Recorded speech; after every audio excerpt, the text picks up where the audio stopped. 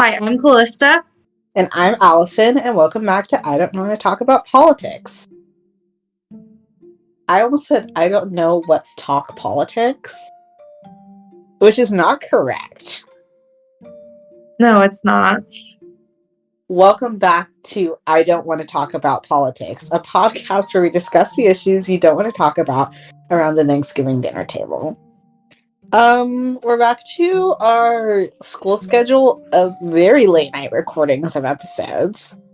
Very much so. We're gonna start a little bit earlier, and I was like, this is nothing compared to what we used to do at school, and now we're getting close to it. Close. I think we started the Earth Day episode at 1 a.m. because both of us didn't have class the next day. I feel like it was closer to 2. I probably looked bonkers to my roommate. The fact that I would come in at 3 a.m. and then wake up at noon. Yeah. Mm-hmm. But I didn't have class on Wednesday. You're like, I promise I'm not partying. I'm not out partying.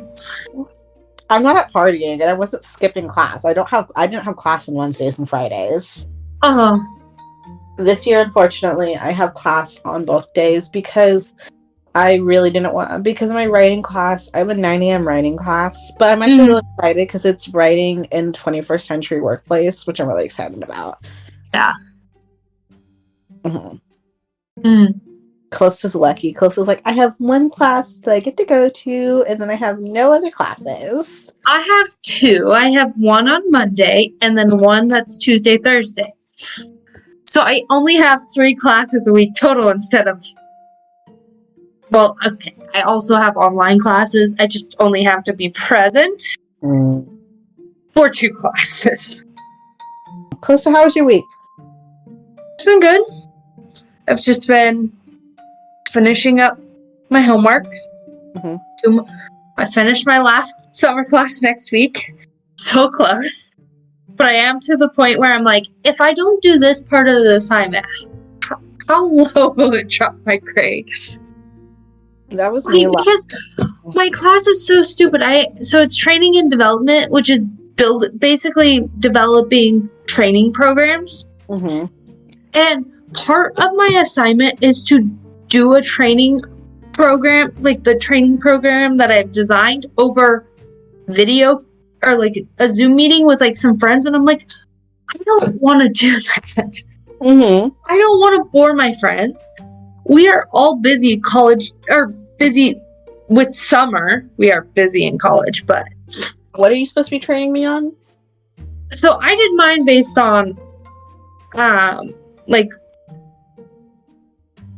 made up issues at my work, so at the fabric store. So I'm like, I don't want to bore my friends. I don't want to bore my family. I'm like, if I just don't do it, how many points is it?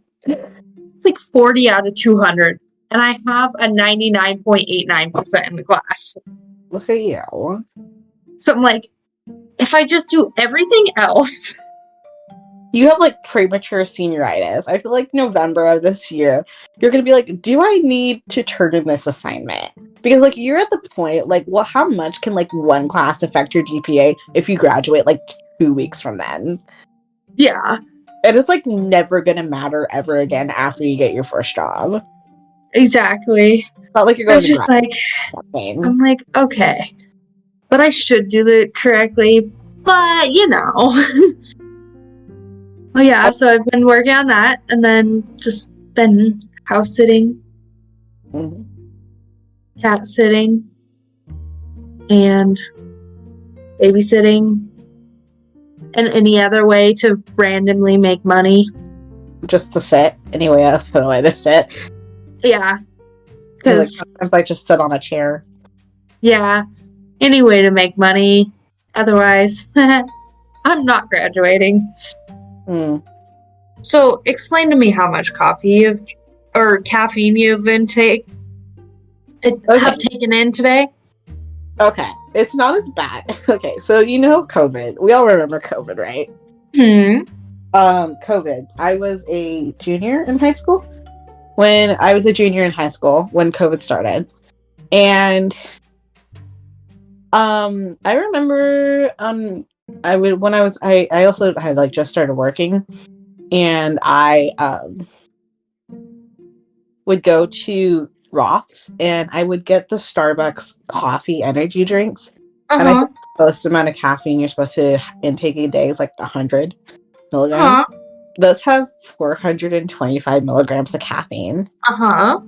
And when I wasn't working, when I wasn't working, because I didn't work very much, like first starting, and then just not going anywhere because of school, and we were just doing school at home online, and even that I never checked into. So I was giving no energy to anything when I was doing dance like 20 hours or more a week. I just didn't sleep for like 3 months.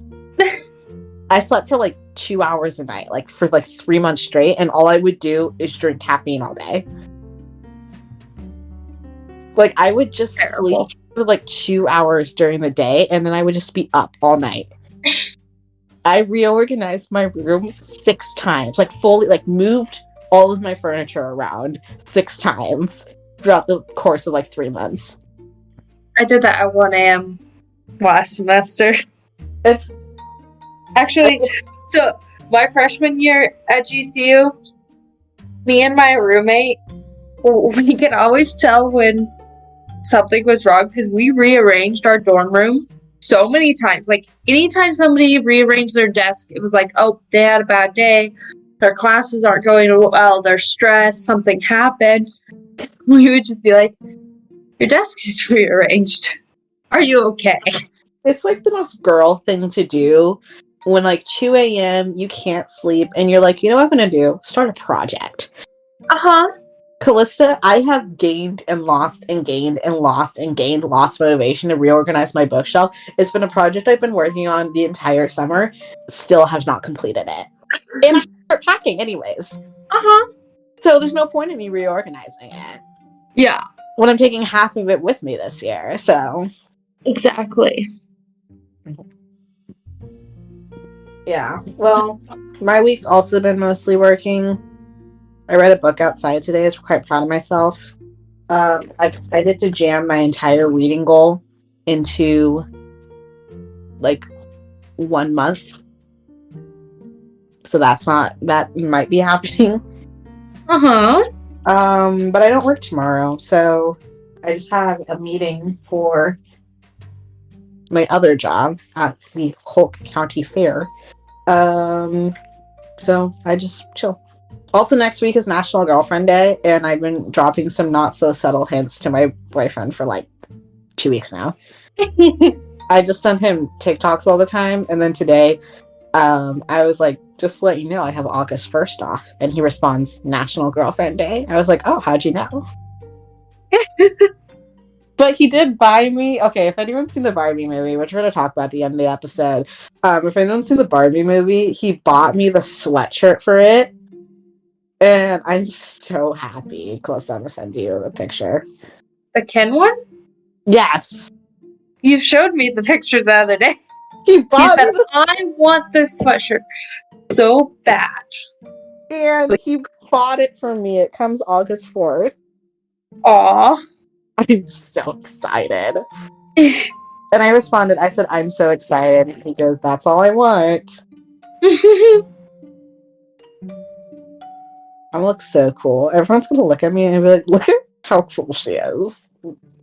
Before we get into the main topic of this week, we wanted to shout out another podcast called All Our Little Messes, who messaged us on Instagram asking us a question. And we had a very nice conversation with them. I cannot remember what her name is. Do you remember what it is? No, unfortunately not. I believe she's the mother of 2 toddlers. That's what I said. She does like a parenting podcast, and so it's on like gentle parenting, hailing religious trauma, a couple other things kind of about breaking generational curses. I'm very excited to listen to her podcast, and we truly hope that we can collab with her someday because it'd be very fun. Yes. Her trailer is out. She's all available on Spotify, a whole bunch of other streaming services. She also has a Patreon. Check her out on Instagram, which is at All Our Little Messes, I believe. Or I think if you just look it up, check them out. We also follow them, so you can just check our followers as well. And her first official episode comes out August 3rd, 2023. But I believe if you were a Patreon subscriber, it should have already been out. I'll listen to it on the plane. It'll be my plane podcast. Mm-hmm. Well, one of them. I am flying across the country that day.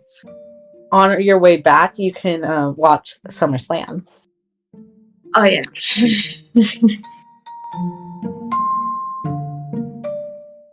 Are you starting or am I starting? I can start. Okay. So as Allison titled this section of news, women just want to have abortions. Because we have 2 abortion stories about women who just really wanted to have an abortion, which is completely wrong, but it's fine. A lady throws up. Yes, you heard me correctly. A lady threw up while defending abortion. Oh, I thought she was going to throw up a baby. I did not think that did not go where I expected it to go. So I thought you were going to say she threw up a baby appeared out of her mouth. I was like, what? You're like, what in the reverse abortion pill is this? Like, everything's going out of your mouth instead of elsewhere? So a woman in Texas is suing the state of Texas, which I always find it so funny when people are like, I'm suing the state. I'm like, you can't sue the state. Yes, you the can. State is the place. Yes, you can. But when it says... Like, that's why states have attorney generals. No, I know that. But when people say, I'm suing the state, it's like, my brain immediately goes to like the actual place, the physical place of the state, and I'm like, you can't sue a state. But you can sue a state. Okay. So a Texas woman, while testifying in front of court, threw up because she was... What? I just wanted to mention, I don't know if you listen, and I can't remember what episode it is. It's, I think it's What the Heck is a Libertarian? You made a joke in it, and I didn't get the joke, like, in the moment, and it was a good one. And then I don't know if you listened to, I think it was I'm pretty sure it's What the Heck is a Libertarian? Uh-huh. Whatever came out before, I didn't get the joke, and so I went back in, and I submitted an audio clip of me acknowledging the joke, by the way.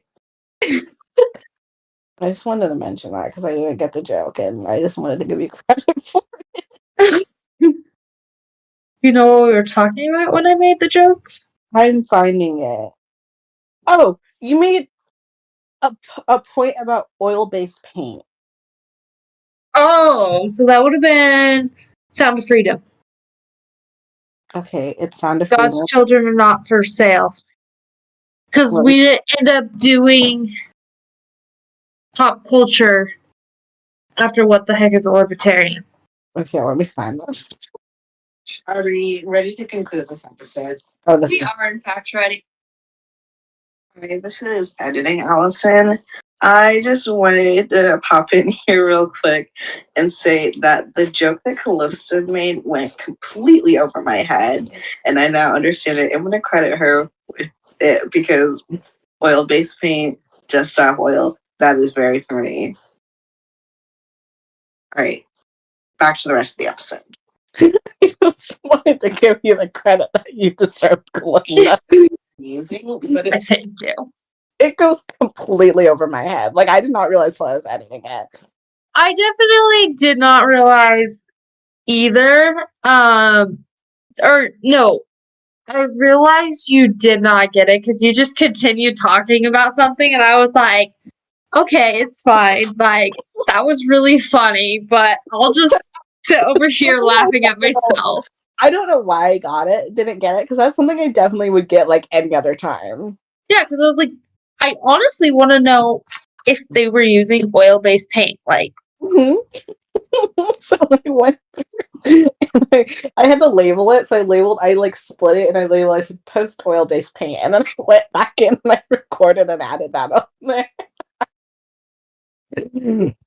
That's great. I want to give you the credit that you deserve. Uh-huh. Okay, back to what you were talking about. Sorry, I meant to tell you that earlier, and I knew there was something I was forgetting. I'm just gonna restart that because I feel like I don't know where you cut me off. Yeah, I raised my hand to wait for you to finish. I didn't expect you to stop in the middle of a sentence. Oh, sorry. Okay, no, so good. A lady threw up while testifying a lawsuit against the state of Texas over its abortion bans. So Samantha Cassiano is one of 13 women. Allison's dying. You have an accent. Sometimes I have an accent and I don't know where it came from. It goes by my whole theory from last episode that Spanish was supposed to be your first language. Except that I literally took so much Spanish and could only talk or speak like one or two sentences. Is one of 13 women and 2 OBGYNs, which, okay, just gonna not get mad about that, who are suing Texas and asking a judge to define what constitutes a medical emergency under the state's abortion laws, because I believe Texas is I don't know what their law is down to, but I know part of it's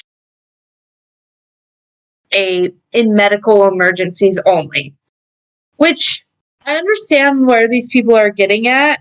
Mm-hmm. Not the throwing up over this. That's a bit dramatic. But like, what does define a medical emergency? Like, I saw a thing. Students for Life, I think Action made a post this, or is regular Students for Life today that like a woman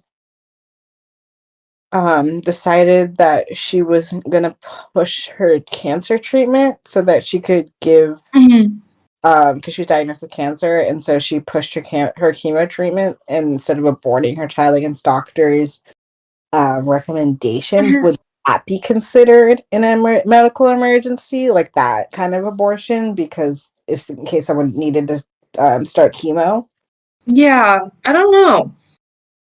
So I definitely can see where these people are suing the state, because like, unless you make it clear, Cassiano spoke about being diagnosed at 20 weeks gestation with. She was diagnosed with some sort of medical condition at 20 weeks. Spell it out for me. ANENCEPHALY.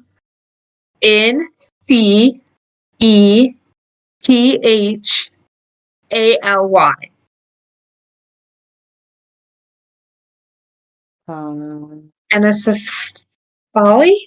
Anencephaly. Hold on a second. Anencephaly. Anencephaly. Anencephaly. Anencephaly. She was diagnosed at 20 weeks gestation with anencephaly.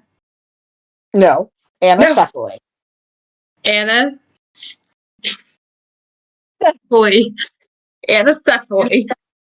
So Cassiano was got emotional and got sick because as she was testifying about this disease what she had been diagnosed while pregnant, she said she was remembering it as a traumatic period in her life. What? Was she diagnosed with it, or is your baby diagnosed with it? She was diagnosed with it. Because anencephaly is a birth defect. Okay, maybe her baby was diagnosed with it. I don't know, because it says It's a birth defect in which a baby is born without parts of the brain and skull. Yeah, so she says, I don't know, because it just says spoke about being diagnosed at 20 weeks gestation. So it would be the baby. So the baby was diagnosed. Again, I'm not a doctor and clearly needed to look this up. My brain wasn't thinking. But, so she's explaining this as a traumatic time and had a physical reaction to it, which involved her throwing up over her child being diagnosed with a birth defect. But my question is, if you were testifying about, like, what is the mother at risk, why was this what you were talking about? This psychotic lady said, I felt like I was imprisoned in my own body. Which is funny because she technically has someone imprisoned in her body. She is not imprisoned in her own body. But anyways, okay, on to the next story. So that one threw up. Okay, what came of it? Did anything come of this? On Thursday, more testimonies are expected from witnesses of both sides, and this time primarily doctors and experts. So nothing has come of it yet. They are still in the testifying period. Okay, we'll do an update of it on the Instagram. Yes. Okay. The next one is, as soon as I find the story, a Nebraska teen was jailed for illegal disposal of her aborted fetus. Foetus? Is this the one that says Foetus? Foetus? Am I correct? This is the one that says Foetus in it? Yes. What is with that? Someone explain that to me. What's the difference between a fetus and a foetus? Is it a typo or is it actually there a difference? I don't know. So a 19-year-old has been sentenced to 90 days in prison after taking an abortion pill to end her pregnancy, which has so many risks. If you go check out episode 4. The risks of chemical abortion or whatever it's called. The truth about chemical abortion. Melissa doesn't know the names of our episodes.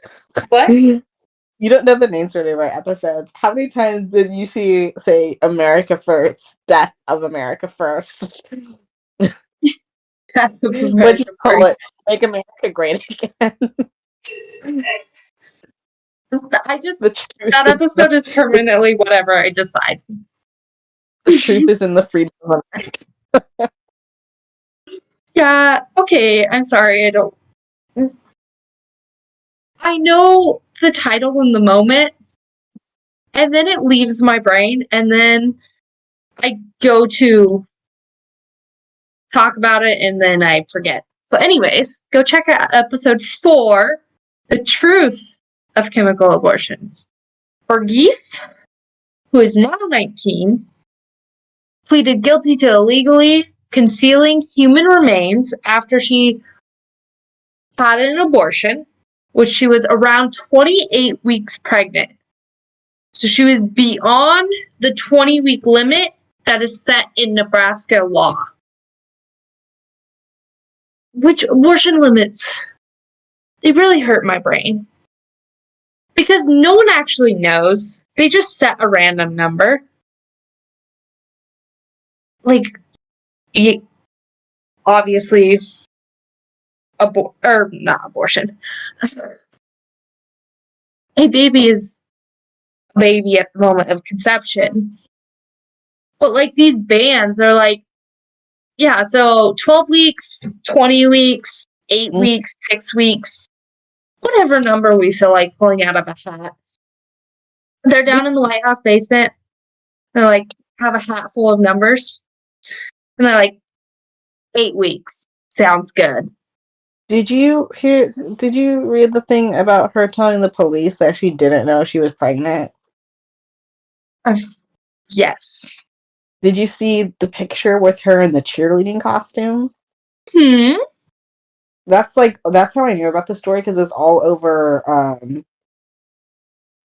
TikTok, people making fun of her, being like, you are clearly very far along in these pictures. Yeah. Well, that's like the girl who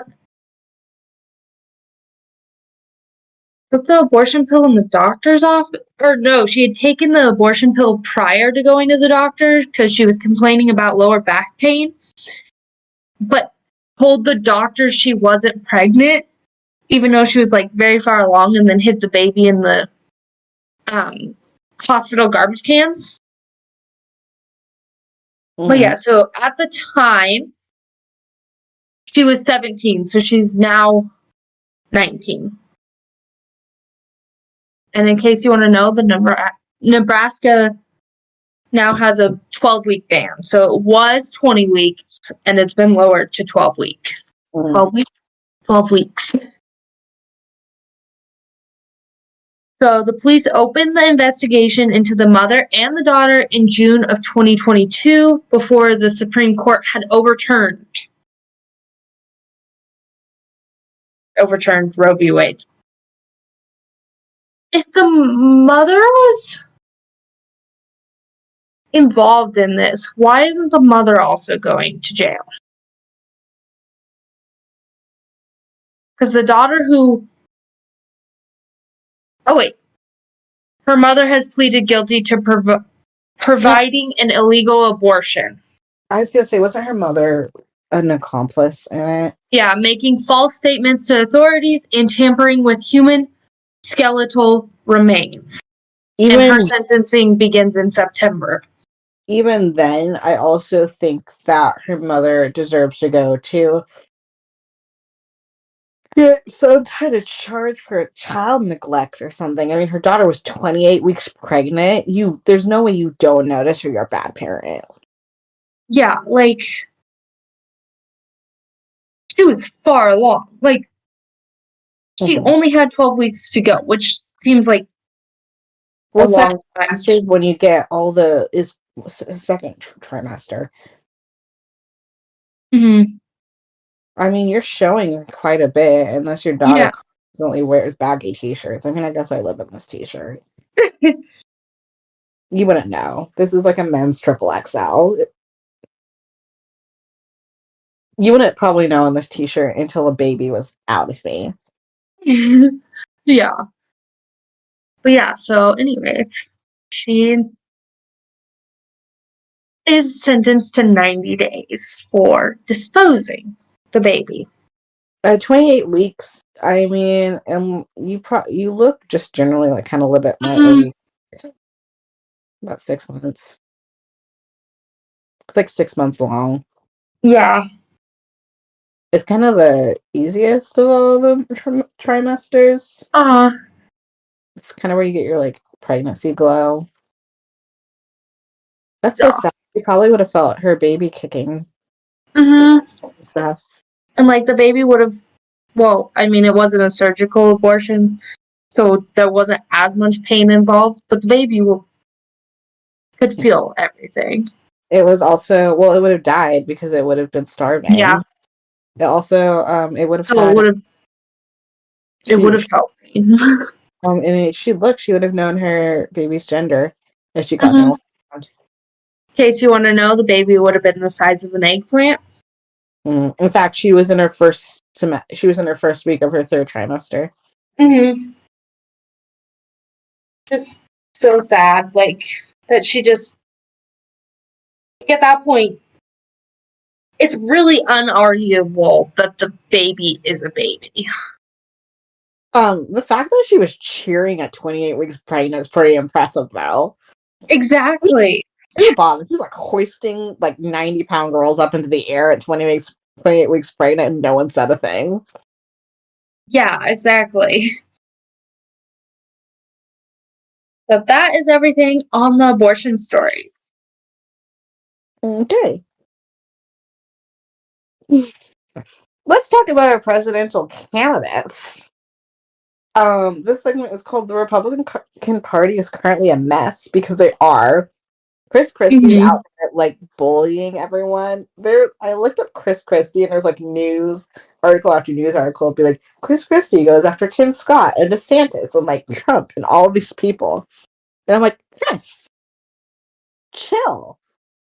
But 7 Republican candidates have met polling criteria for the first RNC debate. For, I believe, first time in I don't want to talk about politics history. This article comes from CNN. I get a little bit of news from them, but most of this I got from CNN.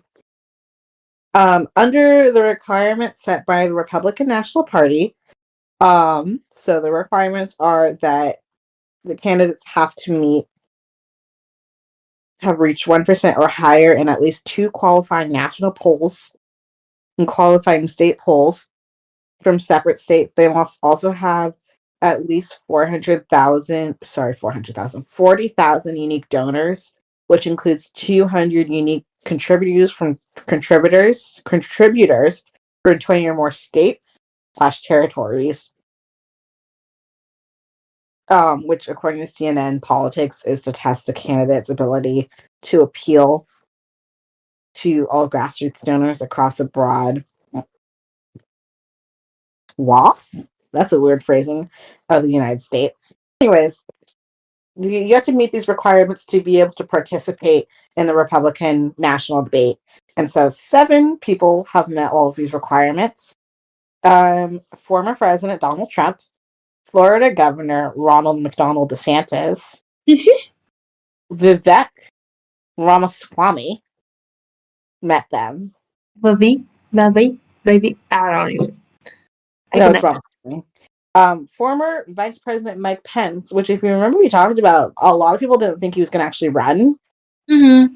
And now he's actually running. So it's very interesting to see. It's going to be very interesting to see Trump and Pence debate against each other. Yeah.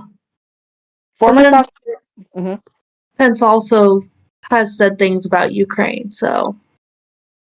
Who said stuff about Ukraine? Pence has stated that he doesn't think Ukraine is getting enough support. I forgot, you don't like Pence. I didn't mind Pence, but then he said, we're not supporting Ukraine enough. We haven't sent enough to them. And that ruined that for me. Former South Carolina Governor Nikki Haley, which my heart goes to. South Carolina Senator Tim Scott. Nikki Haley and Tim Scott still remain my go-to president and vice president. I want them so bad. And then former New Jersey Governor Chris Christie. A lot of formers here. So Mike Pence is the only candidate who hasn't made the fundraising threshold, but he's met all the other requirements. North Dakota Governor Doug Burgum has met the donor criteria. But former Arkansas Governor Asa Hutchinson, which I read as Ash Hutcherson. I was like, Ash Hutcherson? Ash Hutcherson is running for president? And then when I was like, Ash Hutcherson is not a real person, I meant Ashton, what's his name? I don't know.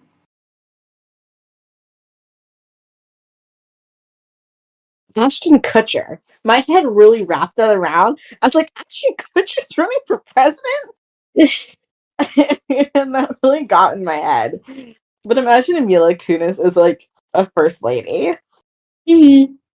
Ashton Kutcher, I think is a Republican. Or at least a closeted one. Because if you ever watched the the ranch. It's a very conservative show. It's very good. It's a kind of it's like an unofficial spin-off of that 70s show. It's really good. So also Hutchinson, Texas Representative Will Hurd, Miami Mayor Francis Suarez, and Burgum are all within 2 polls of qualifying for the debate. So if we get all those people, it's gonna. I wonder if they're gonna do it like the Democrats and do 2 nights of it, like they did last election. Mm-hmm. But now I'm wondering. I guess I didn't look it up. I could have easily looked this up. What the requirements are for the Democrats national debate, because they have so many people debate, and right now we only have 7 who are qualified. Mm-hmm. So I just wonder, like, how what their requirements are, because like I remember last year they had 2 nights of people debating. Anyways, that's all the information for that. That's kind of an update. We actually are going to be doing a bonus episode in August covering the Republican national debate.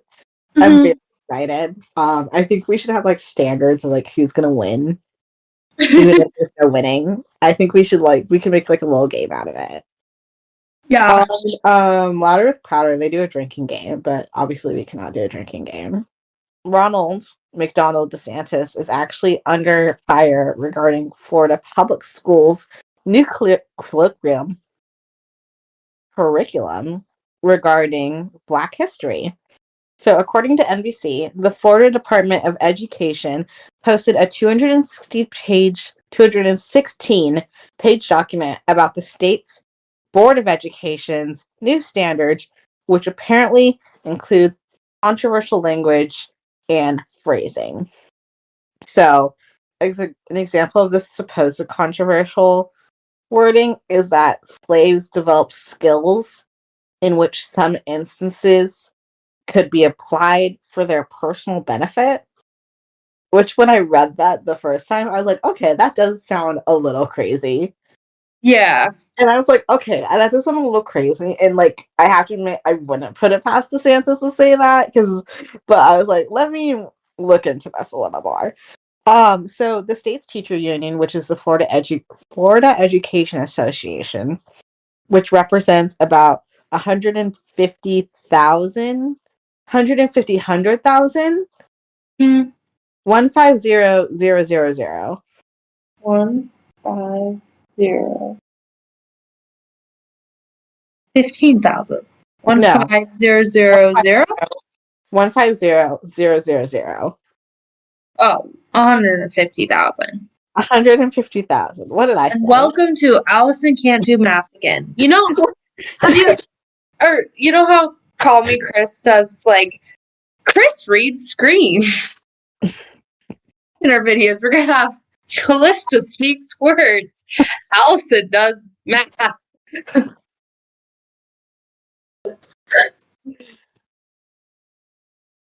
What did I say? I think I said 1,500, which is, I think, 1,500. Yeah. So that's not enough. It's 150, 100,000 or 150,000. 150,000. Okay. 150,000. What would that be? 150,000? Yeah. 1,500,000 maybe? Okay. They call the new standards a disservice to Florida's students and are a big step backwards from a state that required teaching African American history since 1994, which is pretty late to be requiring that. Florida. I'm not going to read out all 216 pages of this document. But okay. I will read out some stuff from the Florida Department of Education's website and their standards. Which I was like, let me find this. Also, could not find this document. I don't know where it is. I could not find this document. If someone wants to send it to me, I will happily go looking for it. But I could not find this document, and I searched for a really long time. So in the introduction to their document, so this is just on the Florida Department of Education's website under their academic standards, their content areas, under social studies, and under social studies under African American history.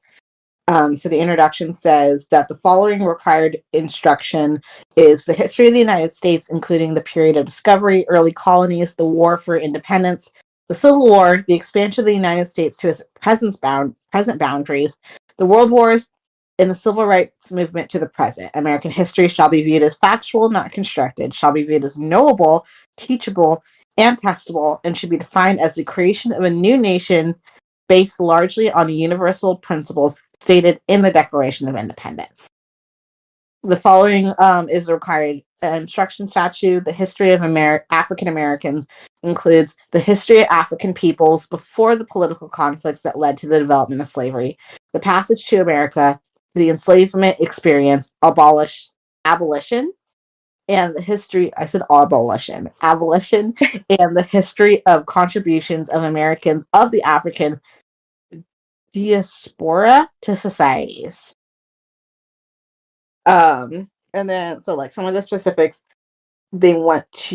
goals they want to implement for the students is students shall develop an understanding of the ramifications of prejudice, racism, and stereotyping on individual freedoms and examine what it means to be a responsible and respectful person for the purpose of encouraging tolerance of diversity in a pluralistic society and for nurturing and protecting democratic values and institutions.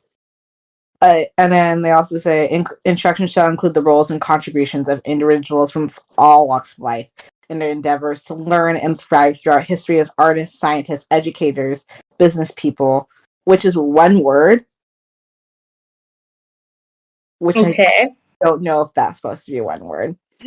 Influential thinkers, members of the faith community, and political and government leaders in the courageous steps they took to fulfill the promise of democracy and unite the nations. And then they said,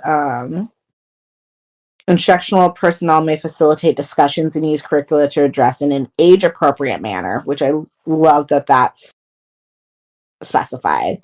How the individual freedoms of persons have been infringed by slavery, racial oppression, racial segregation, and racial discrimination, as well as topics relating to enactment and enforcement of laws resulting in racial oppression, racial segregation, and racial discrimination, and how recognition of these freedoms has overturned these unjust laws. Interesting. Hold on, I have more.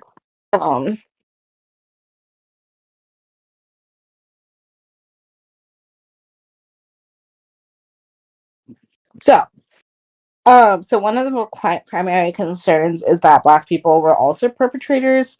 That they're saying that Black people were also perpetrators of violence during race massacres. This quote comes from, I believe, the original 216-page document that says instruction includes acts of violence perpetrated against and by African Americans, but is not limited to 1906 Atlanta race riot, 1919 Washington D.C. race riot, 1920 OC massacre, 1921 Colson massacre, and the 1923 Rosewood massacre. Specifically in all the history that I took, we never learned about any of these riots. I don't know about you. Not that I can remember. We could do an episode on the history of political protesting. Ooh, that'd be cool. Okay, that was an idea. We could do an entire episode on this, and I'll make sure to write these down. Melissa's writing it down. I have these notes, so I'll make sure to bring these up later, and we could talk about it, but Rhonda,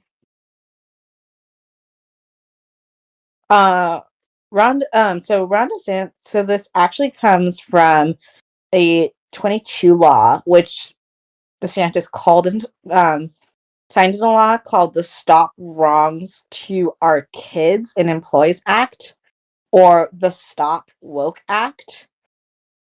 Well, that is it for news this week. Fun stories. I am actually very excited for this topic. Same. By the way, Callista, I found this lady. Right?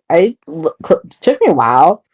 I was like, is this person Christian or not? But I would like. I don't know. Do not click on the website. I'm going to read the first sentence out to you. Okay. Stop me when you realize, um, what her what her what her political views are. Okay. The term purity culture is generally associated with white American evangelical Christian purity movement and the correlate purity industry launched in the 1990s. I have a guess. You have a guess? It's the opposite of us. Opposite of us. Are you sure? Because when she says, however, evangelicals don't have a monopoly on the ethics that undergird purity culture, the specifics may vary by religion, but gender and sexual control, which upon purity culture stands in global, cross-religious, and cross-cultural. In purity culture, gender expectations are based on strict stereotype based binary. Men are expected to be strong, masculine leaders of the household, church, and to a lesser extent, society. Women are expected to support them to be pretty, feminine, sweet, supportive, and mothers.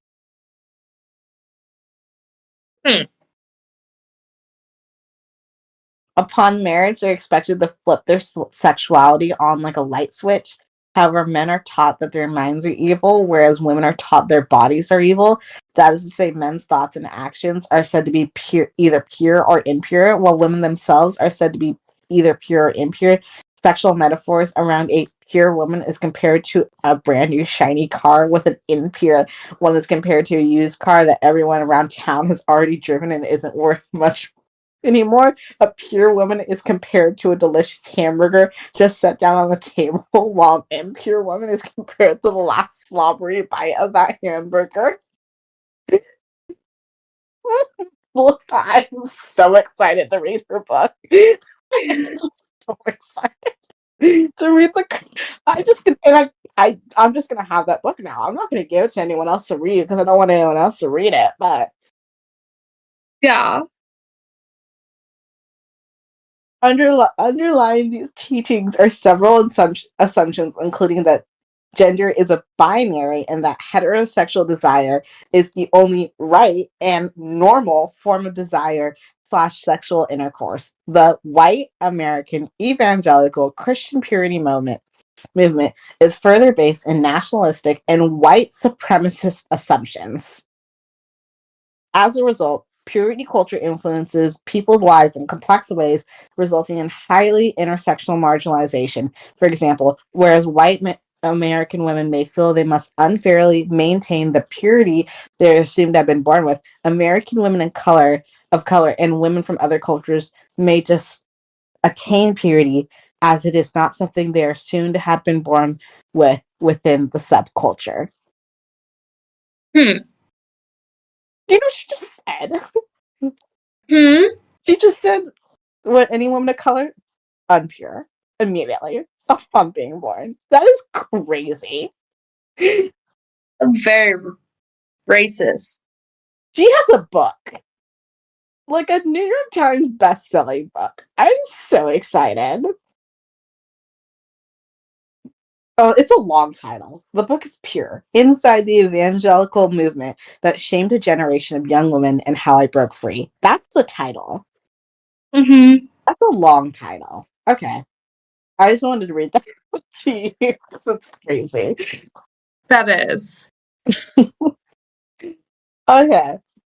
So, this week we are going to be talking about purity culture.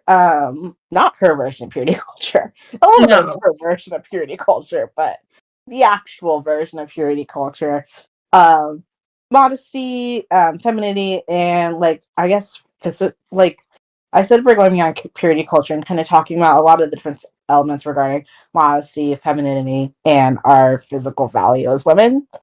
So I wanted to do defining purity culture. So that was kind of the more, I would say, leftist definition of purity culture. Hers was crazy. As a woman of color, I recently learned that I was born unpure. Apparently. Which is so racist. Oh my gosh. But the Gospel Coalition organization defines purity culture is the term often used for the evangelical movement that attempts to promote a biblical view of purity. And so they quote 1 Thessalonians 4-8, which is God's will that you should be sanctified, that you should avoid sexual immorality, that each of you should learn to control your body in a way that is holy and honorable, not in passionate lust like the pagans who do not know God, and that in this matter no one should wrong or take advantage of a brother or sister. The Lord will punish all those commit such sins as we told you and warned you before. For God did not call us to be impure, but to live a holy life. Therefore, anyone who rejects this instruction does not reject a human being, but God, the very God who gives you his Holy Spirit.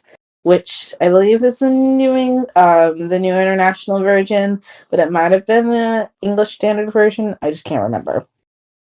But they said that purity culture kind of to uphold the biblical view of purity is by discouraging dating and promoting virginity before marriage, often through the use of tools such as purity pledges, symbols such as purity rings, events, and purity balls. Calista, have you heard of a purity ball? No.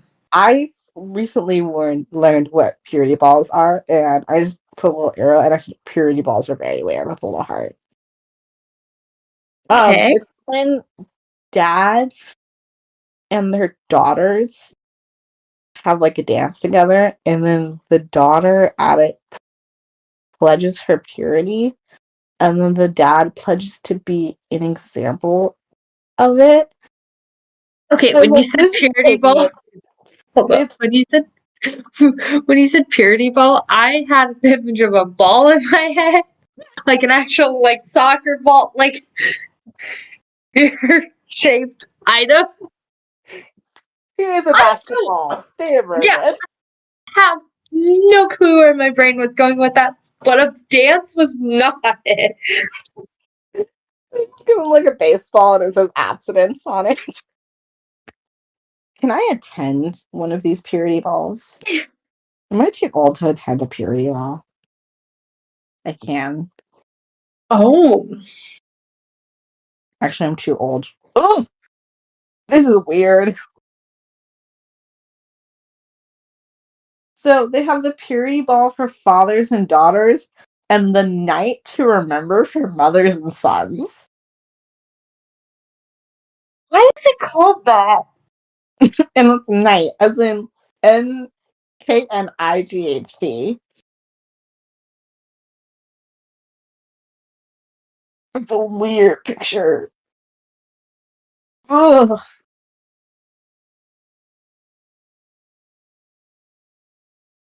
Okay.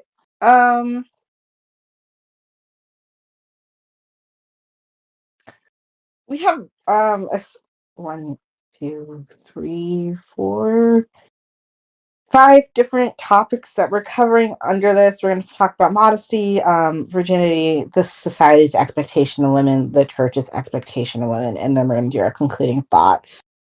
So, Calista, do you have anything that you want to say in the introduction? No.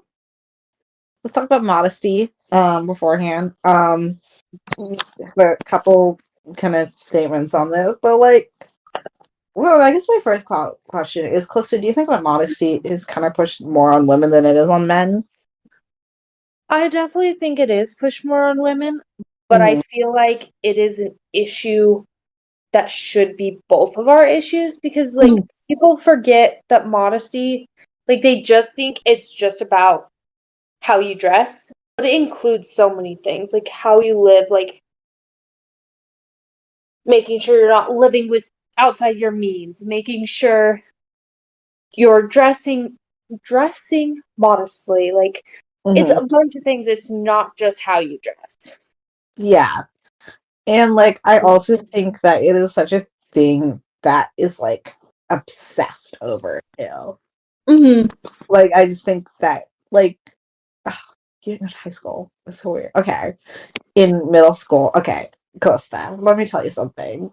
Okay. Going to traditional school, there's so many crazy rules that they would apply to girls that they didn't apply to guys. One of the things, I used to get in trouble for wearing ripped. Girls used to get in trouble for wearing ripped jeans, but guys would wear like the same ripped jeans and be fine.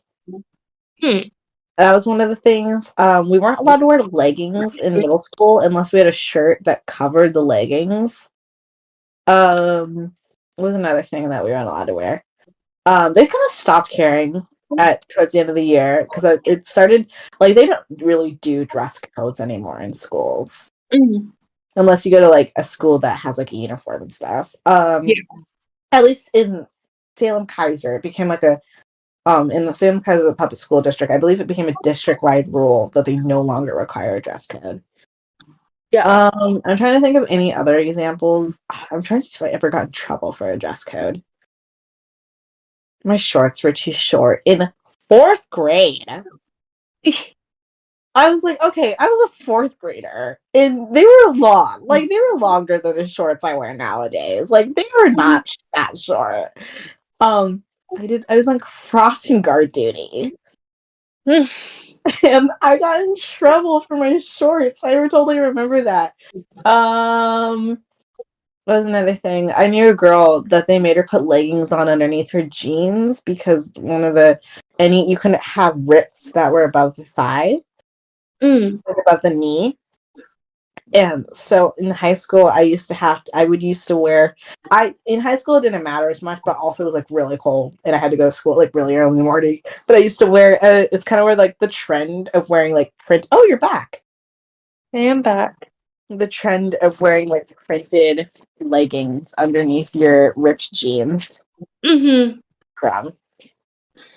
Yeah. And I also I think that recently in the past couple of years there's been like a stance that of this like ultra feminism thing where they're like why she care what I wear and all this type of stuff. And I'm like wondering can feminism and modesty exist together in cohesively? I feel like not with modern day femininity, feminist, but I think if we went back or because honestly, what we have now, well, we're now including men in as feminists because you can now pretend you're a woman. But anyways. In the mindset that you're defining you and what you believe as a feminist in your own individual right. I think it can. Yeah. Does that make sense? Yes. Okay. I don't think with what the current definition of a feminist is, I don't think it can. But if we took a step back and reclaimed femininity, I think modesty can definitely fit into that, and purity and all of that. And I also do think I also think there is slowly becoming a change in what current femininity is. Obviously the speak my abortion and all that type of stuff, that side of feminism, my body, my choice, absolutely not great. But the kind of feminism going on right now that is we need more, that there needs to be more information and more studies done and more I don't know, more, I don't know, exposure regarding women's health issues, specifically regarding birth control, all that type of stuff. And kind of the revival of ultra femininity, loving pink and ultra girly things, and the idea that it's not, it doesn't make you cool to hate on something that girls like just because girls hate it. Exactly. That current side of feminism, I think they can adjust, they can together. Like a 12-year-old should be able to dress like JoJo Siwa and not get bullied for it, instead of having to go to school in like shorts like down to her like the truly the lowest waisted pants I've ever seen and a bra. Mm-hmm. Like that's not okay for a 12-year-old to wear. Like I don't know, like all these. I think it's like the influence of like TikTok and stuff, where they're seeing all these older people who look like they're 14 wearing all these clothes, and they think that as a 14-year-old they should be wearing that. When my first day of 7th grade, I wore a Lion King t-shirt and ripped jeans. I don't know. And then I said, is there an unfair treatment of young girls and women who have more developed bodies and the way that they get treated because of modesty? Which I like. I think I feel like I experienced that when I was younger. I looked older when I was younger, which I've always been told I looked older than I am. I looked older when I was younger, and so sometimes when I would wear clothes that like my cousin would wear, I felt like I was unfairly treated because we were wearing the same clothes. And I think that's true. Like I think a lot of girls who were even just bigger in at younger ages have always said that they feel unfairly compared, and it's also something that you've seen like on like runways. Weirdly, you see this on like runways and everything, it being like there's like I don't know, I feel like especially like ultra skinny people kind of get away with a lot. Yeah. Close, do you have any more thoughts kind of regarding modesty or anything?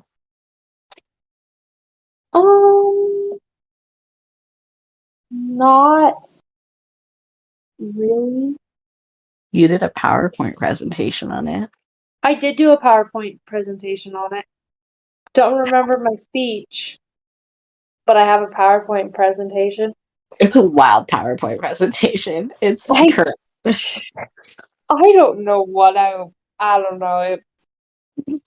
It's not a great design choice.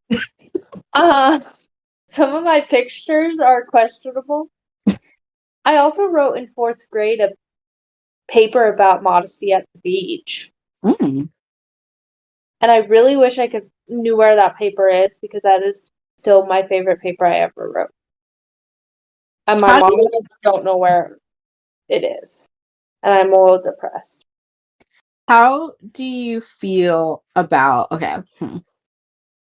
I'm very much one who I'm like, what you wear, I don't care. Like, I don't know. I'm like, make your own choices, I guess.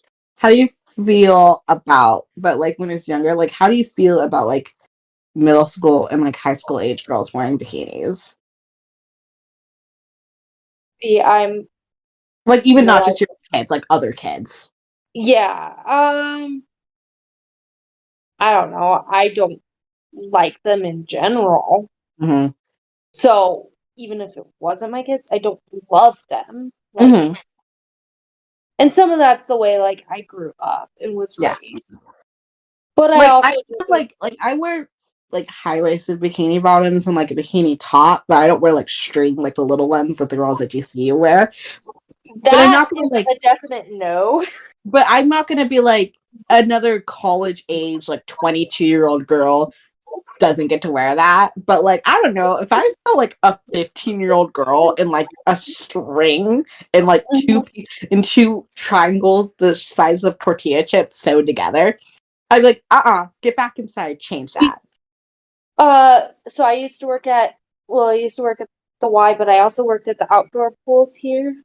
One summer of 2019, and we had to we had to tell multiple girls. We were like, okay, this time you can wear that, but next time no, like because they were like 14 and they would have like basically nothing, and we had to tell. Like, because it was a public pool, we had to tell a few people, we're like, no, you can't wear that, even if they were older. Like, this is your one warning.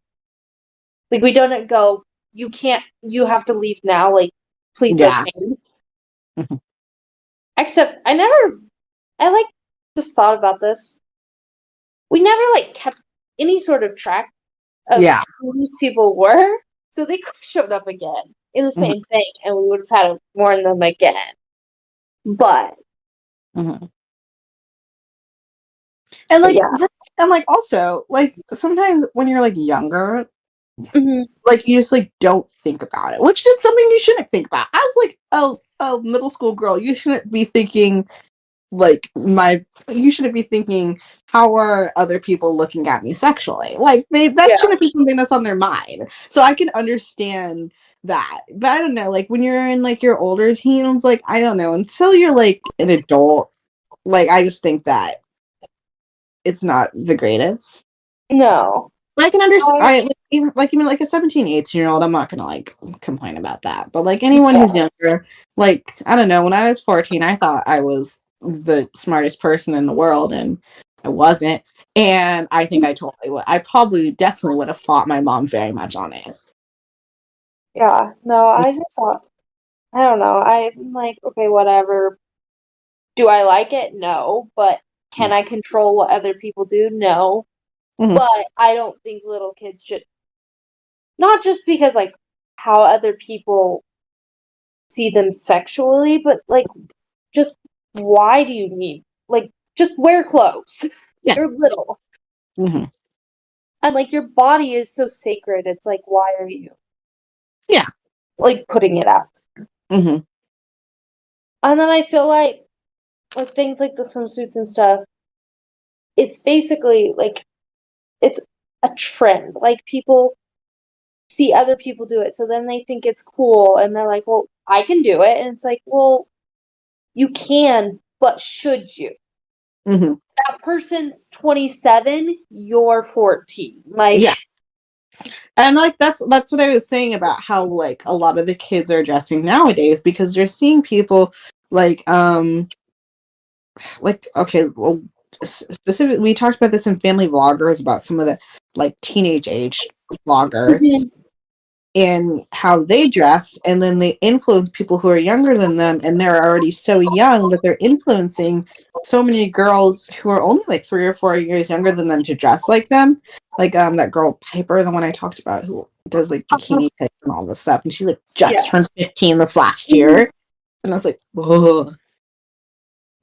I accidentally ran across her Instagram the other day, and I was like looking at her comments because she posted something, and then literally in the comments there were people who were like younger than her that were like, okay, what you're wearing is no longer appropriate. Like, you were 15, this is ridiculous. Because she had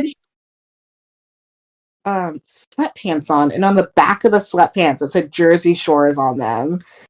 I'm sorry, if you were under the age of 18, okay, if you were under the age of at least 16, you should not be wearing anything that says, you should not be wearing sweatpants that say anything on the back, any kind of pants.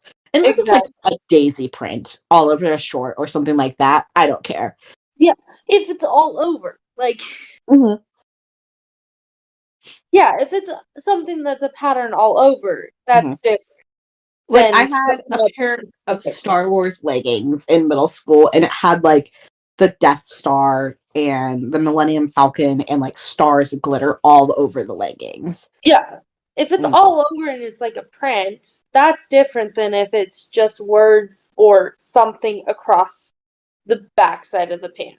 Yeah, I was like, this is so uncomfortable. I'm like, you were so young. And, like, I'm glad that people are recognizing that. Like, I remember when JoJo Siwa used to get people to be like, she dresses so childish and all that type of stuff when you're in high school. Meanwhile, I'm only 2 days older than JoJo Siwa, and I'm like, I don't know, she dresses a little bit younger than her age, but it's actually a really good example of how kids should be able to dress. I feel like a 13-year-old girl should be able to go to school in like a unicorn sweatshirt and live their life. Exactly. Most kids get the sex talk either entering into middle school or before they start middle school.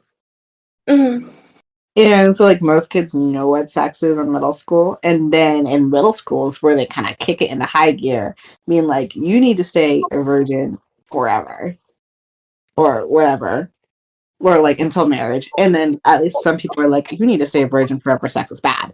And I think for me, okay, my personal journey in middle school was that I felt that like all of middle school, all I learned was like any kind of sex or dating or anything was like super bad, like not to be done until you were like 25. And like the idea of even liking boys or anything like that was just like crazy, and sex was bad and all of that. And then it wasn't until high school where I kind of learned that like, no, sex is a gift from God, and that it's not the only thing that you were trying to achieve for in a relationship, and that that's what you need to start looking for, what you're looking for in a relationship, and like kind of redefining like the difference between like what dating is and what like courting is. I don't know. I was always told to court, like, were you told in middle school not to court, only to date, not to date, only to court? I was homeschooled. No, not in school. At church. Do you think they taught me in a public school that? Do you think? I'm sorry. We also didn't talk about it. Health teacher was sitting down and being like, "Allison, you specifically needs to be waited to be court, not dated." Yeah. Also, we didn't talk about it at church, so. Okay. Well, did you ever go to like youth group? Nope. Okay, youth group. Calista, let me tell you something. Middle school Allison, sitting in youth group. My youth group, my middle school pastor, she was a phenomenal pastor. She truly was. But I do think, you can't leave anything without like a little bit of trauma. That's what everyone else on the planet is for. But I don't know. Like, I just didn't. I don't know.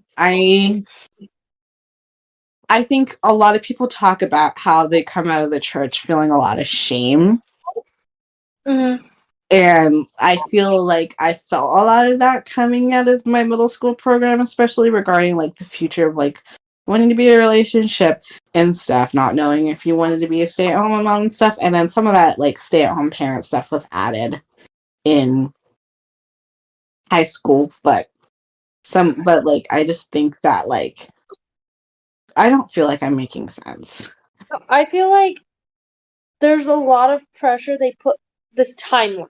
Like you can't do this till this, you have to do this by this, and it's not really a timeline. It's God's timing whenever he decides. Mm-hmm. This man is who you're gonna date, this woman's who you're gonna date. You're gonna marry this person. Mm-hmm. You're like, it is literally, there's not a timeline that us as humans can put on things like dating and marriage and everything that goes around those. It was not until, okay, so it wasn't for me personally in my journey.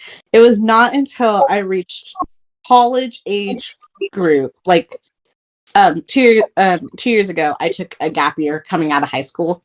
And so then I deferred 1 year to go to college. And it wasn't until that age that in church, in like a small group, like a youth group setting, is when I learned what I should be looking for from in a partner for marriage regarding like a pastoral point of view. Mm-hmm.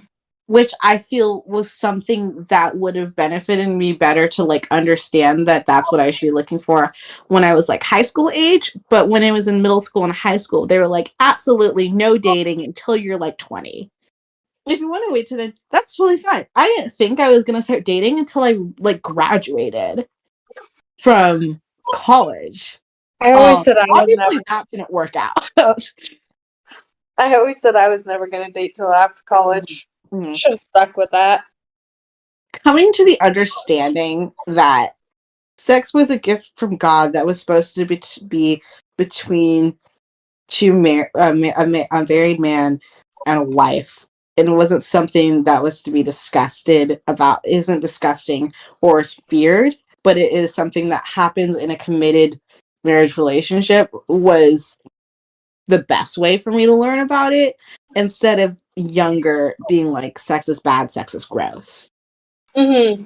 And I think that's the best teaching of it. And I think that sometimes it gets pushed on you. I think sometimes it gets pushed on you that it's very awful for you to be even like have questions or be confused about it.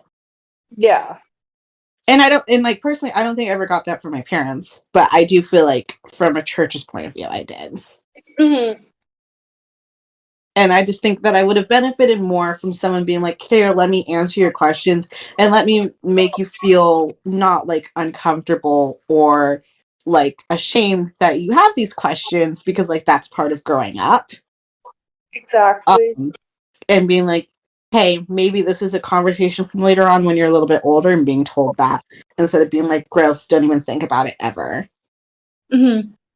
That's just my opinion. I'm so sorry for like the journey we went on to get to that.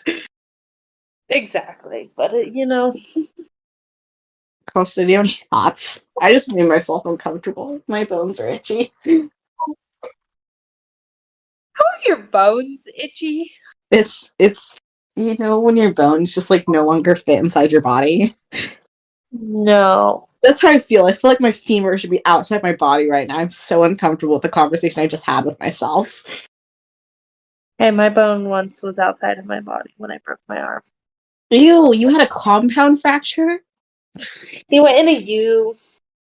I also think society has like a weird obsession over it, especially with celebrities. They were talking about this on a podcast I listened to. The Jonas Brothers used to wear purity rings, and it was like a big thing that's obsessed over. And then I remember like there's a whole thing about like whether when Taylor Swift lost her virginity, and like Hilary Duff, who was like 15, they used to say things about her. Britney Spears, when she was younger, they used to say things about her. Selena Gomez, like all of these child stars, they would say like weird things over if they were virgins or not. And I just think that's so creepy. That's just weird. Like, why? Just doesn't matter. It's not Like that big of a as kids deal. get older, like when I was 10, Selena Gomez was like 17. Exactly. And so they were like, Gomez was like 17. I'm like, oh, she's essentially an adult, because a 17-year-old's an adult when you're 10. But Yes. like, it's just so creepy. Yeah, it's just such a weird thing to obsess over. It's like, does it really matter? Do we need to know this information about the celebrity? Like, let's focus on what they do, the movies they act in, the songs they sing. Like, or focus on something else in their life that's not that detailed. Because, like, why? Just why do Yeah. we? And I think they also like, to go into our next point, they also like expect that they put that on in TV shows as well. Like TV shows growing up, like I grew up watching like I guess I was like later in high school I watched Gossip Girl, so it wasn't much of an influence on me. But like stuff like that. I remember in Gossip Girl in season 1, there's a whole thing about Dan being like, he was a junior in high school, and they thought it was crazy that he hadn't lost his virginity yet. And like looking back on that, I like when I was younger, I was like, yeah, that's so weird. Why is he a junior in high school and not lost his virginity? That's embarrassing. And then like looking back on that, I'm like, no, like that's really creepy that they thought it was weird. Yeah, like, Mm-hmm. it just goes to show like how our society is so focused on making everyone sexual beings. Mm-hmm. Beings. Or like, I wrote an entire essay on this, and I truly love this essay. I wrote an entire essay on this. One of my personal hatreds on earth is the TV show Euphoria. Because for one, it is all, even though all the actors are adults, they are portraying juniors and sophomores in high school. In like very graphic, very real, very graphic, incredibly disturbing, like sexual situations, which I do 100% believe should be charged as child porn. Mm-hmm. I think like I do believe that should be that should be considered child porn. And it's like, well, this is how normal teenagers act. And like, for one, this is not how normal teenagers act. And two, we shouldn't be pushing that this is how normal teenagers act when this is a show about teenagers with content that should not be content that the like leash should be only be marketed towards college age and older. if it which it shouldn't be marketed at all, but the minimum should be marketed towards college age and older. And two, it's be marketing the teenagers, and from there being passed on to middle schoolers. I mean, how many middle schoolers when it's Cassie and Maddie last year? Yeah. Which is the Timmy and Garlic show. Yeah, so, like, what was I gonna say? If we're, like, saying this is the normal way teenagers act normally, like, if this is normally how teenagers act, we have an issue with society and this is what either we think that that's how they act, or if that's actually how they're acting, then something is wrong along, whether it be from the parents, from the media, from Hollywood. Like, if this is how teenagers are thinking they should live their life, then we should fix the root problems. In the show. I can't remember what her character's name is.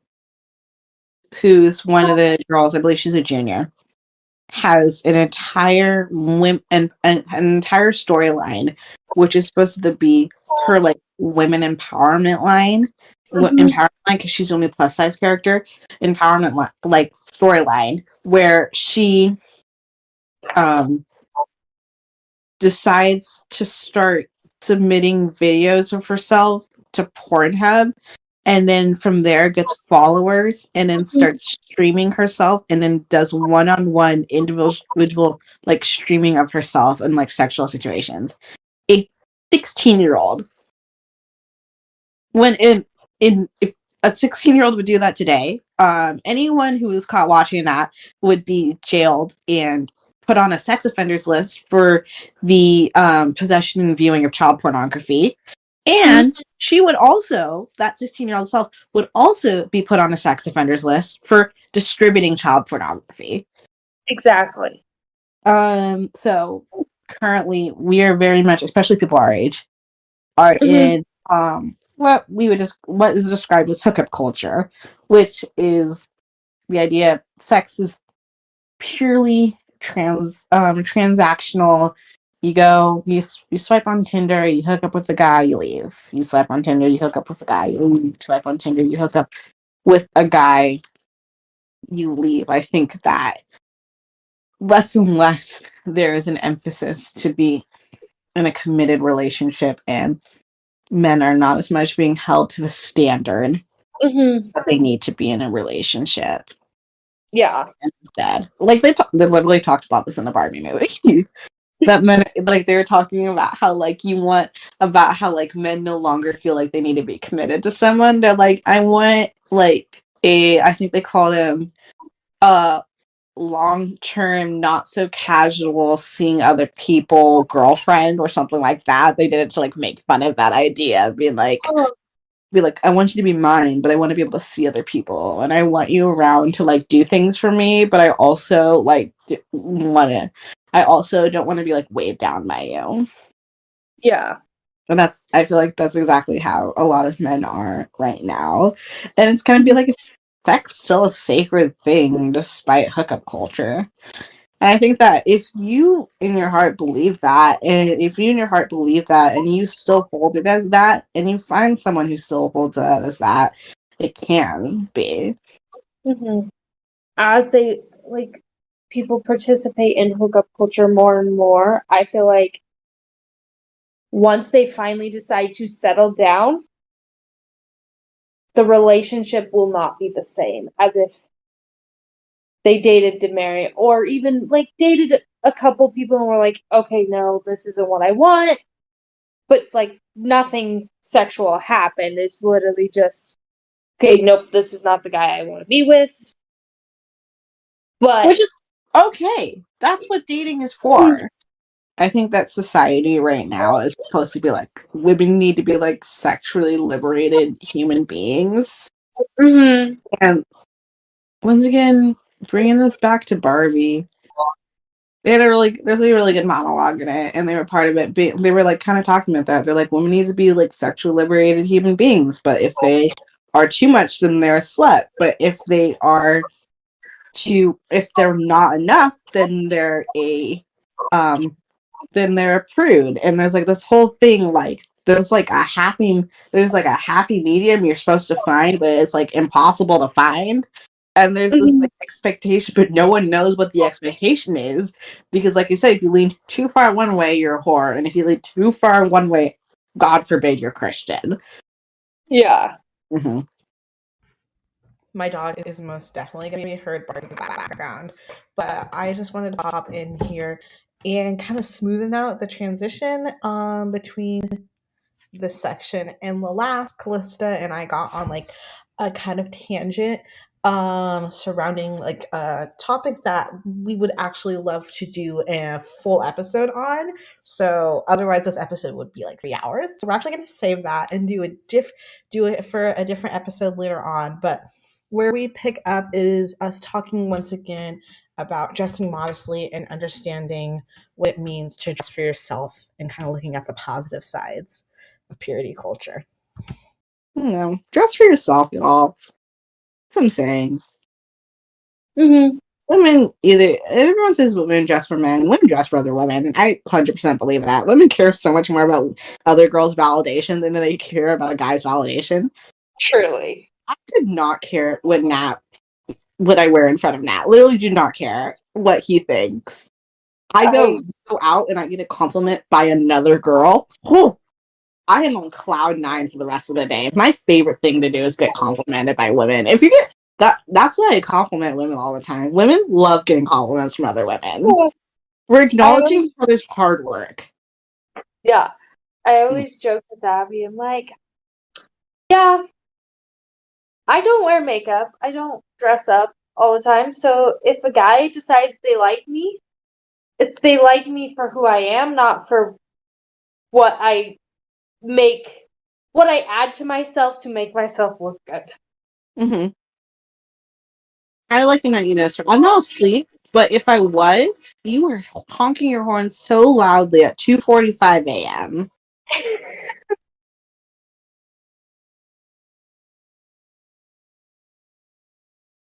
Okay, we're done. Oh, no, we're not done. Why are we honking our horn? What? Oh, it's the train. Like, I know you have to warn people that you're coming to the crossing, but do you really have to do it at 2 a.m.? Because it goes through the entirety of downtown Independence. Like it's like through Main Street, so I have to wait for it to mom. There's a train going off out my window also. Okay, but yours is louder because I hear yours. You can hear mine? That's great. Uh-huh. But I'm also closer to it. Yeah. No, I'm like, I could walk to the train and get there in like 6 minutes right now. Yeah, it'd be like 20 minutes to walk. 25, depending on how fast. Actually, there's an uphill in there, so longer than that. Like a 5-minute drive. Mm-hmm.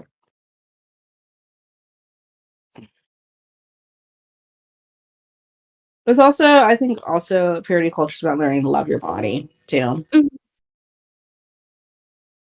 Learning to be happy and where your body is when it's in a healthy point. We could do we probably will eventually, but we could do an entire episode on just body positivity and the good and the bad sides of the body positivity movement. So, all right, concluding thoughts, Callista, to answer the question of this episode, is purity culture oppressing women? I don't think so. Because, like, obviously it's going to differ, like, if it's really being pushed really hard in a certain circumstance. But, like, it's things that you should do. I don't know. Just because I hate denim skirts, if you're forced to wear a denim skirt, then I believe you're being oppressed. Yeah, but that's different. I hate denim skirts so much. Yeah, not everyone is being forced to wear a denim skirt. What is the difference between a woman wearing pants and women wearing skirts? A skirt is a skirt. Is skirts not more seductive? I don't know. Sorry, that was a weird thought. Like, you know, like the Amish, they don't let the girls wear pants for like kids and counting. I don't know. I just think that's interesting. I mean, like, and when you go to like a traditional Catholic church, you can't wear pants. You wear dresses and skirts. Okay. Like, it's just a way to show respect. But Catholicism is a much, much, much older religion than like the Amish, right? I think so. I believe so. I'm pretty sure. I'm pretty sure the Amish only became a thing in like the past 200 years. Yeah, no. Catholicism has been around for way, way, way, way, way. Yeah. Like Catholicism, no.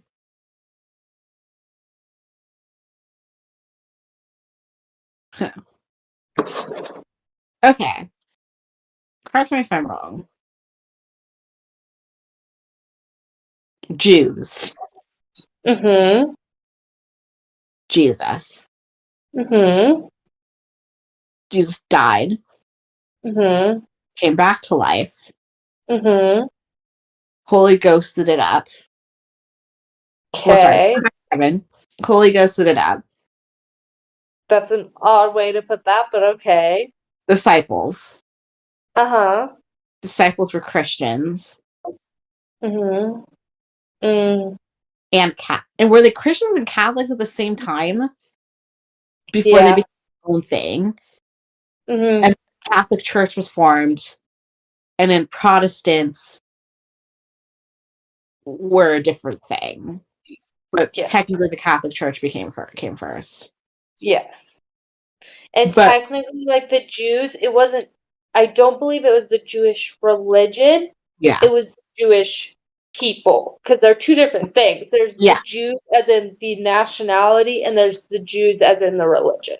Yeah. And like that's where the separation became, because automatically all Jews were Christians.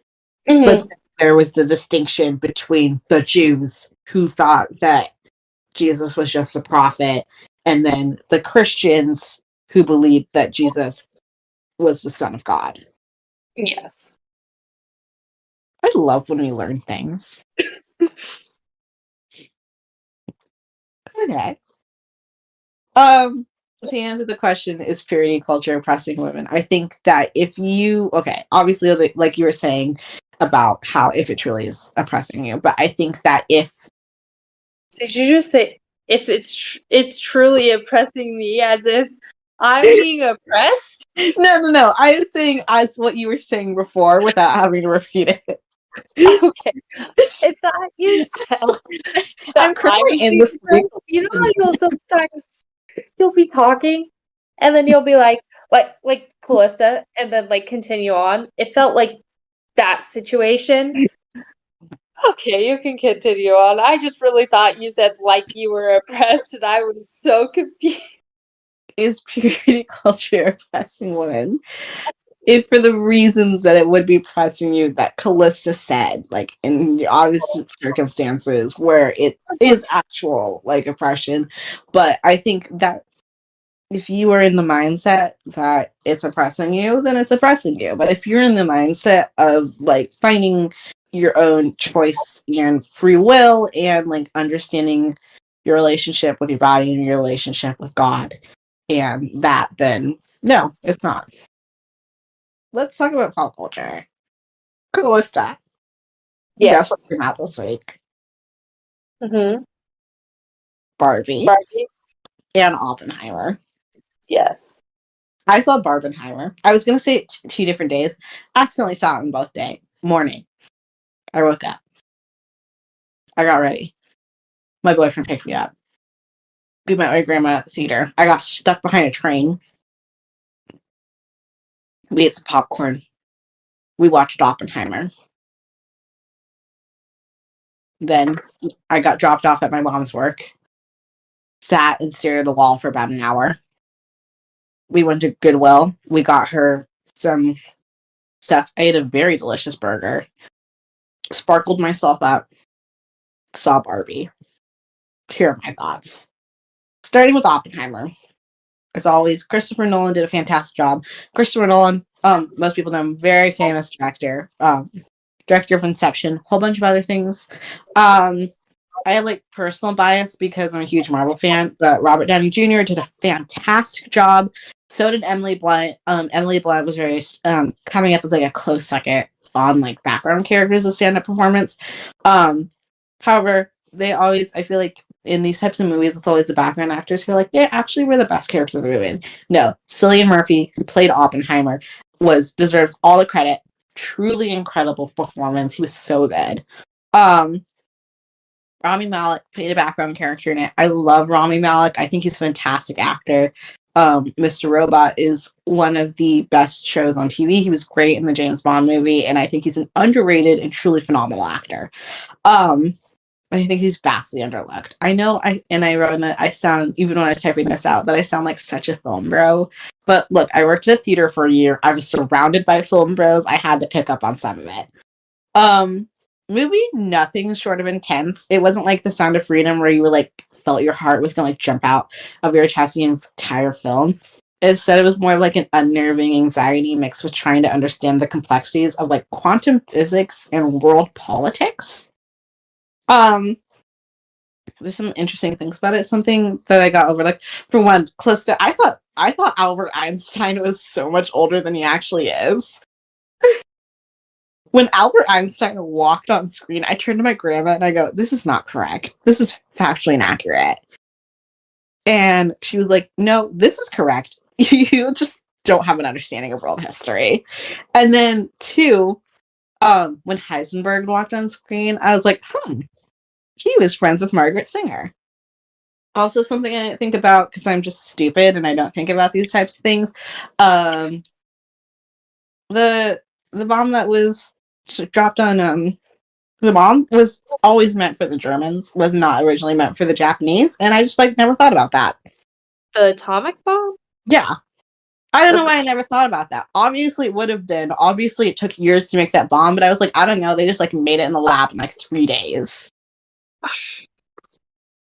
But I also just like don't understand how. This is why I need to watch movies. This is why I watch so many movies, because I'm so stupid. Like I'm so dumb, guys.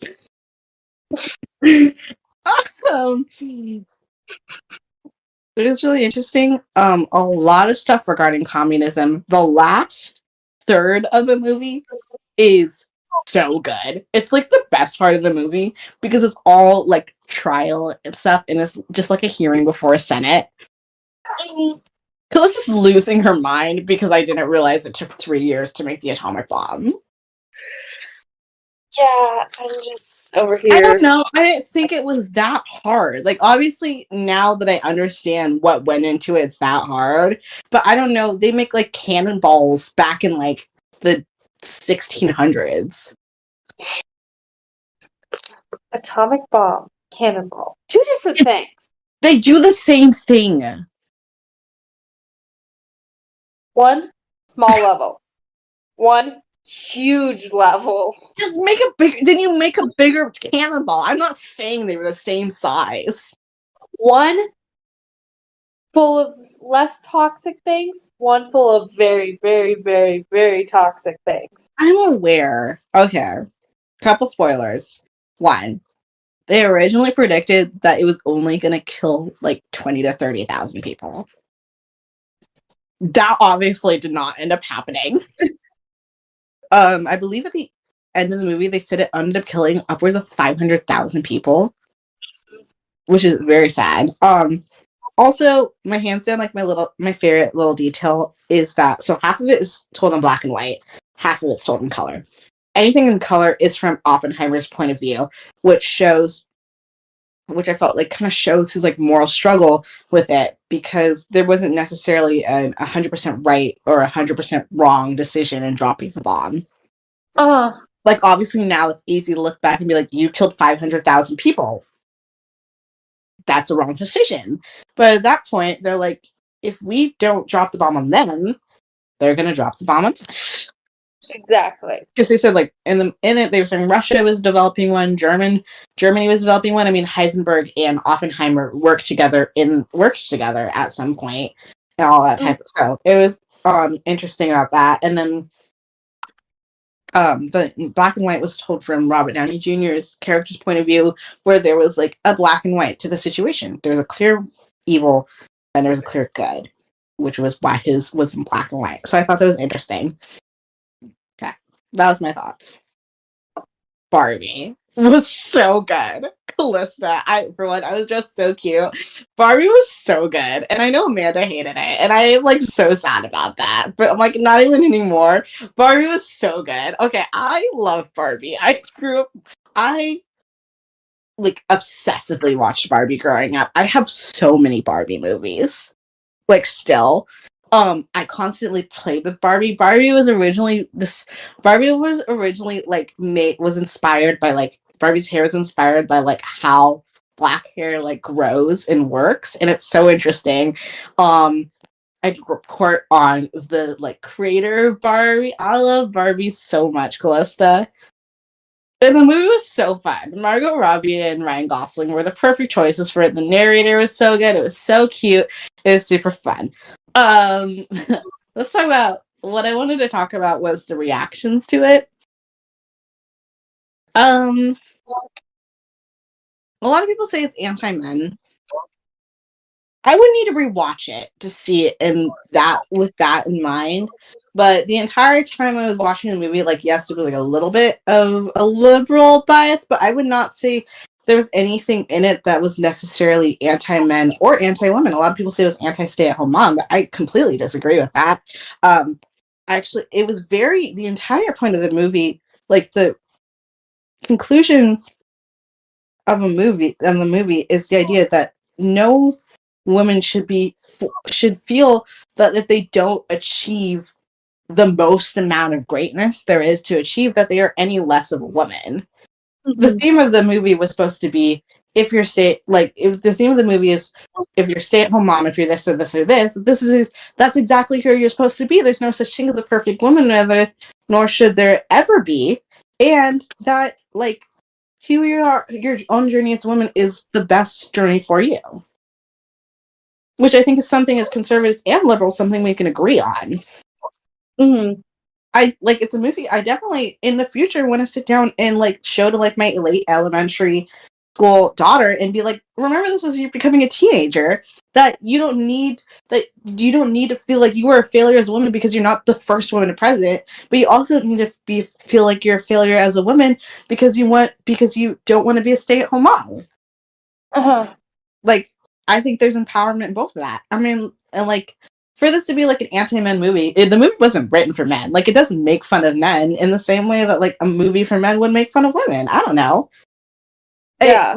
And I don't think it had like a disgusting amount of disrespect for men. I just don't think it like treated them as like the like perfect masculinized. This exactly is what should a men be in a story, and I wouldn't expect that out of a movie that was made for men. Like, I wouldn't walk into a Transformers movie being like, wow, I thought it was really disrespectful for men that Megan Fox only had 15 lines.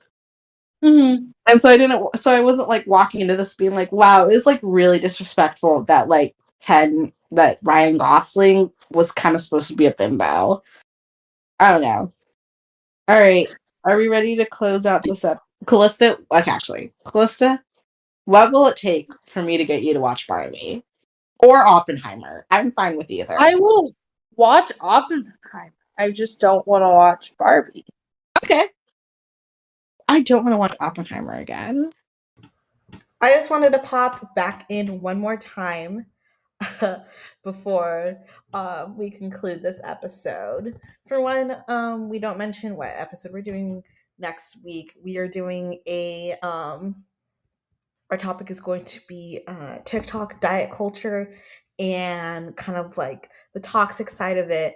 And it's a topic that Cliff and I actually have quite like different opinions on. So I think it'll be really interesting. And make sure you listen to that. Also, I wanted to say about Barbie, I have seen it 2 more times since the recording of that episode. And even I went in like putting myself in the mindset of someone who would think that is anti-man, and I still agree with my opinion. I think that it does a really good job of exposing like what like toxic femininity is, but also what toxic masculinity is, and how we can live in that happy medium. And I still agree that it's you can be anything that you want to be, and that you don't need to feel pressured to be some extraordinary like high powered like businesswoman, and you also don't need to be pressured to be like a stay-at-home mom. Like just be whoever you are destined to be. Anyways, let's finish up this episode.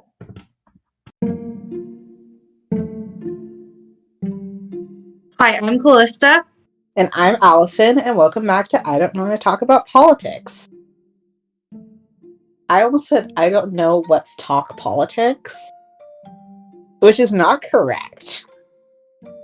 No, it's not. Welcome back to I Don't Want to Talk About Politics, a podcast where we discuss the issues you don't want to talk about around the Thanksgiving dinner table. We're back to our school schedule of very late night recordings of episodes. Very much so. We started a little earlier, and I was like, this is nothing compared to what we used to do at school, and like now we're getting close to it. Close. I think we started the Earth Day episode at like 1 a.m. because both of us didn't have class the next day. I feel like it was closer to 2. I probably looked bonkers to my roommate. The fact that I would come in at like 3 a.m. and then wake up at like noon. Yeah. Mm-hmm.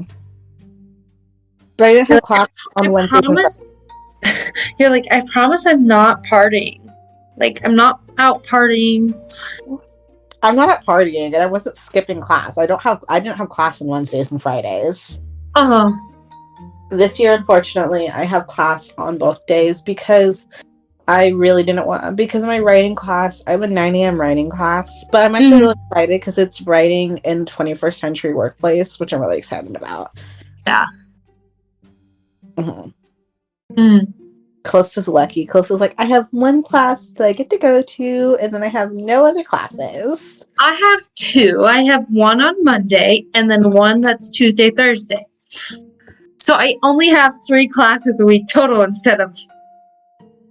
Well, okay. I also have online classes. I just only have to be present for 2 classes. Callista, how was your week? It's been good. I've just been finishing up my homework. I finished my last summer class next week. So close. But I am to the point where I'm like, if I don't do this part of the assignment, how low will it drop my grade? That was me. Because my class is so stupid. So it's training and development, which is basically developing training programs. And part of my assignment is to do a training program, like the training program that I've designed over video or like a Zoom meeting with like some friends. And I'm like, I don't want to do that. I don't want to bore my friends. We are all busy busy with summer. We are busy in college, but... What are you supposed to be training me on? So I did mine based on, like, made up issues at my work, so at the fabric store. So I'm like, I don't want to bore my friends. I don't want to bore my family. I'm like, if I just don't do it, how many points is it? It's like 40 out of 200. And I have a 99.89% in the class. Look at you. So I'm like, if I just do everything else... You have like premature senioritis. I feel like November of this year, you're going to be like, do I need to turn in this assignment? Because like you're at the point, like, well, how much can like one class affect your GPA if you graduate like 2 weeks from then? Yeah. And it's like never going to matter ever again after you get your first job. Exactly. It's not like you're going to just like, I'm like, okay. But I should do it correctly. But, you know. Oh yeah, so I've been working on that and then just been house sitting. cat sitting and babysitting and any other way to randomly make money. Just to sit? Any other way to sit? Yeah. Because sometimes I just sit on a chair. Yeah. Any way to make money. Otherwise, I'm not graduating. So, explain to me how much caffeine you've have taken in today. Okay, it's not as bad. Okay, so COVID. We all remember COVID, right?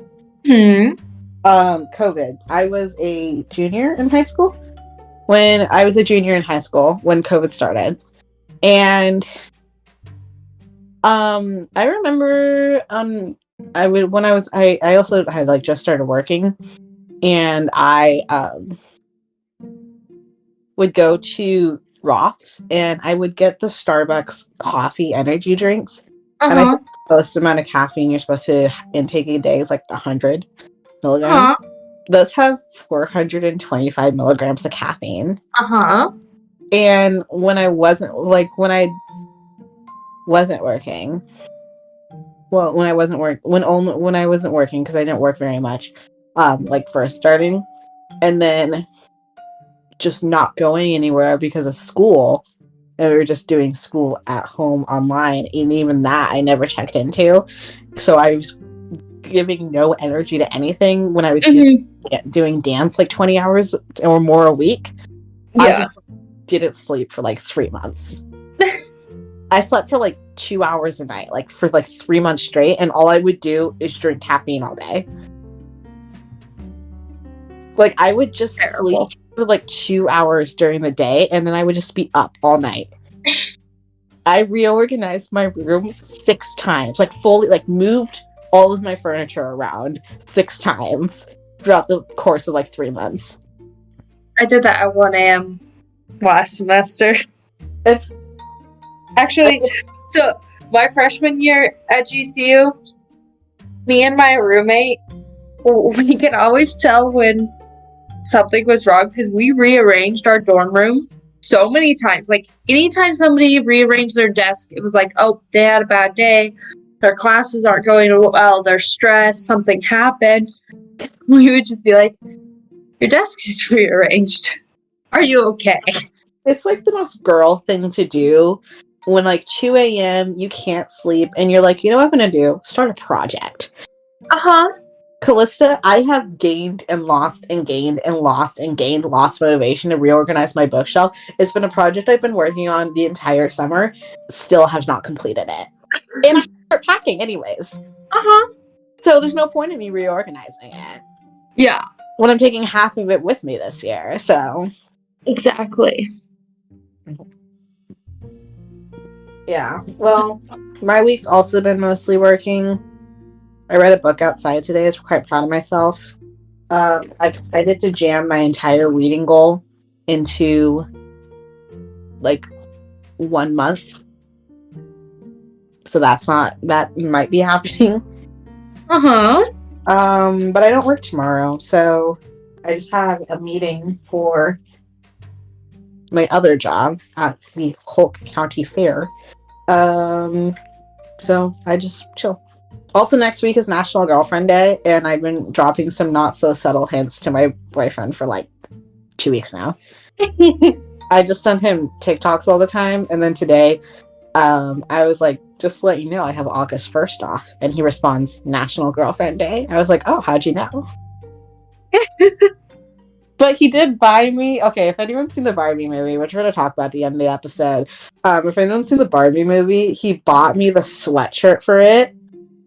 And I'm so happy. Close, I'm gonna send you the picture. The Ken one? Yes. You showed me the picture the other day. He said, I want this sweatshirt so bad. And he bought it for me. It comes August 4th. Aw. I'm so excited. And I responded, I said, I'm so excited. And he goes, that's all I want. I look so cool. Everyone's gonna look at me and be look at how cool she is. Before we get into the main topic of this week, we wanted to shout out another podcast called All Our Little Messes, who messaged us on Instagram asking us a question, and we had a very nice conversation with them. I cannot remember what her name is. Do you remember what it is? No, unfortunately not. I believe she's the mother of 2 toddlers. Possibly? She does like a parenting podcast, and so it's on like gentle parenting, healing religious trauma, a couple other things kind of about breaking generational curses. I'm very excited to listen to her podcast, and we truly hope that we can collab with her someday because it'd be very fun. Yes. Her trailer is out. She's available on Spotify, a whole bunch of other streaming services. She also has a Patreon. Check her out on Instagram, which is at All Our Little Messes, I believe. Or I think if you just look it up, check them out. We also follow them, so you can just check our followers as well. And her first official episode comes out August 3rd, 2023. But I believe if you were a Patreon subscriber, it should have already been out. I'll listen to it on the plane. It'll be my plane podcast. Well, one of them. I am flying across the country that day. On your way back, you can watch SummerSlam. Oh, yeah.